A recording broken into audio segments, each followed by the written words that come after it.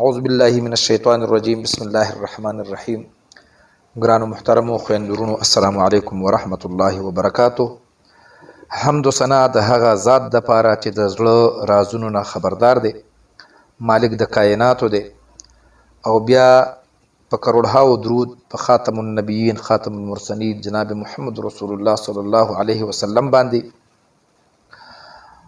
او دا غي نه پس دعا ده چې الله رب العزت دې زمونږ چې څومره خویندورونه دي په زړه څه حاجتونه دي څه مرادونه دي الله رب العزت دې د هغوی ټول شرعي حوایج ارمانونه مرادونه پوره کړي، او څوک په څه تکلیف کې دي الله رب العزت دې د هغوی تکلیفونه په خوشحالۍ کې بدل کړي. نننی عمل چې کوم دی یا نننی وظیفه چې کومه ده دا ډېره ناشنا وظیفه ده، او تاسو به حیران پاتې شئ کم کسان چې غواړي چې حج یا عمرې له هغه لاړ شي او د هغې وس نه کېږي او هغه وایي چې اسباب جوړ شي، او د مسلمان چې کوم دی د خپل ژوند د ټول نه لوی ارمان هم دا دی چې ما چېرته په خپلو سترګو باندې د حضور کریم صلی الله علیه وسلم روضه او د الله کور مې لیدلی وی، دغه صفا مروه منډې مې والې وی، او د حج عمره دا د هر مسلمان د ژوند ارمان دی چې د مرګ نه مخکې یو ځل د دې دیدار ما کړی وی. نو د دې په منځ کې اکثر غریبي راشي ځکه ډېرې غټې خرچې دي، پیدل مزل وس نشته دی. نو که د کم مسلمان خور او ورور دا ارمان وي او دا ارزو وي چې زه عمرې له یا حج له لاړ شم، نو لولنی عمل چې راته ښیم نو هغه به د حج د عمرې د تګي، او دویم ورپسې عمل درته ښیم نو دې باندې به بیا هلته عمل کولی چې دا چا وکړو نو بیا به هغه هر کال به دا عمرې او حج د ځي. الله رب العزت په خزانو کې کمی نشته، الله رب العزت به د دپاره داسې اسباب برابروي چې د مال او دولت چې کوم دی هغې ته به دا نه محتاجېږي، دا به غریبي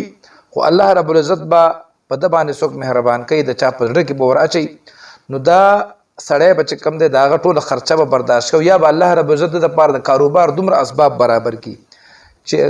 خلک په ژوند کې یو ځل غواړي چې حج عمرې لاړ شم، او دا به چې کوم دی هر کال حج عمرې له ځي. نو هغه خویندورونه چې د هغوی په زړه کې د ارماني چې زه حج یا عمرې له لاړ شم، نو د هغې دپاره د صورت یاسین یو ډېر ښایسته عمل دی په ښایسته طریقه باندې. کله چې تاسو غواړئ چې موږ حج عمرې لاړ شو نو په کور کې یو وخت به مقرر کوئ او روزانه په صورت یاسین تلاوت کوئ، او هر مبین ته صورت یاسین چې دی و مبینه دی، هر مبین ته چې کله رسیدی نو هلته به بیا هغه تلاوت بند کوي او دغلته به وزل صورت فاتحه الحمدو تر رب الضالین پورې دې ته صورت فاتحه وایي، دا به ووایي، او د هغې نه پس به د خپل حج او د عمرې نه دپاره الله نه دعا وکوي، الله نه به سوال وکوي، دا عمل به جاری. بهتره د عملو بهتره طریقه دا ده چې تاسو کم ټایم مقرر کړئ، داسې وخت ځان له مقرر کړئ چې هغه وخت کې تاسو اوزګار که د ماخوستنې کولی شئ که د سهارې کولی شئ، خو چې یو وختي. نو صورت یاسین ویل روزانه په هر مبین باندې وزر صورت فاتحه ویل، او د هغې نه پس چې کله تاسو ټول صورت ختم کړئ د هغې نه پس دعا کول څه دپاره د حج او د عمرې دپاره، یا الله زما د حج ثواب وکړه، ما د پاره اسباب برابر کړي، زه حج ته لاړ شم، ما د پاره اسباب برابر کا چې زه عمرې ته لاړ شم. نو الله رب العزت چې کله اسباب برابروي هغه د زموږ د ذهن نه لرې خبره ده، دا به نه چې تاسو په پیسې راځي، بس هغه د الله خپله مهرباني ده چې په هره طریقې کوي. اوس دا سړی چې کوم دی د دې وظیفو په برکت باندې الله رب العزت دا حج یا عمرې له بوتلو او هلته لاړ، خو هلته اوس دا وایي چې زه هر کال حج عمرې له یو ځل راغلی وی، نو هلته یو عمل دی چې کله دا سړی حج یا عمرې له الله رب العزت بوتلو نو هلته چې کله که د حج الوداعي طواف وکړو یا عمره وکړه نو د هغې نه پس به لکه آخري طواف وکړو د حج کې الوداعي طواف کېږي، د هغې نه پس حج ختم شي، او دغه رنګې په عمره کې خلک چې عمرې له لاړ شي نو هلته طواف وکړي، بیا د هغې نه پس صفا مروه چې کله د عمرې نه وزګار شي نو بیا به څه چل وکړي چې د میزاب رحمت چې کوم دی دا کومه چې د بیت الله شریف ناوه ده د دې طرف ته به 2 رکعاته نفل صلات حاجت وکړي، او بیا به د کعبه دیوال طرف ته د ګوتې په اشاره باندې دا آیات کریمه دا چې کوم تاسو ته په سکرین باندې ښکاری دا به ان الذي فرض عليك القرآن لرادك الى معاد دا 28 نمبر سورت ده او شلم سپاره ده سوره قصص ده او 15 نمبر آیات ده ان الذي فرض عليك القرآن لرادك الى معاد دا آیت کریمه با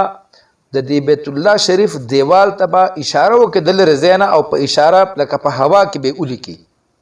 اوس په باز خلک وای چې دا خو مونږ نشو لیکلې صاحب چې الله رب العزت الله د 215 لک روپو د حج اسباب برابرۍ کنه نو دومره لیکل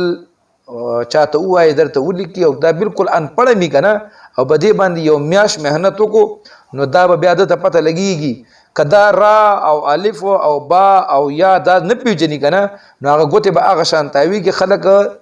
د وسواته سر په مزدوري د پاره د سحر نه تر ماخام پورې پستور تلک نور کو یا په سخت یخنۍ کې لګي نو چوز د الله د کور دیدار پکې کیږي نو هغه د پاره د مهنتو کې چاته دی وای د آیات ماته ولیکا په دماغ کې به نور چې دنه کا غلطې دوه کارسن کې د نور الله رب العزت په نیتونو فیصله کوي نو چې کله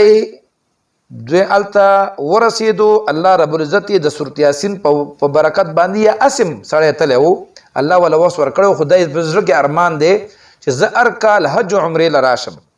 نو التبا د طواف نه بعد د بیت الله شریف ناوه چې د دې ته میزاب رحمت وای د دې لاندې ودرېږي 2 رکعاته صلات حاجت منځبو کی بیا به د کعبه دیوال طرف ته اشاره باندې په هوا کې د آیات کریمه ان الذي فرض عليك القرآن لرادك الى معاد 28 نمبر سورت ده د سورت نوم سوره قصص ده 15 نمبر آیات ده او شلم سپاره کې ده دا بوږي ان شاء الله العزيز چې دا چې کم ده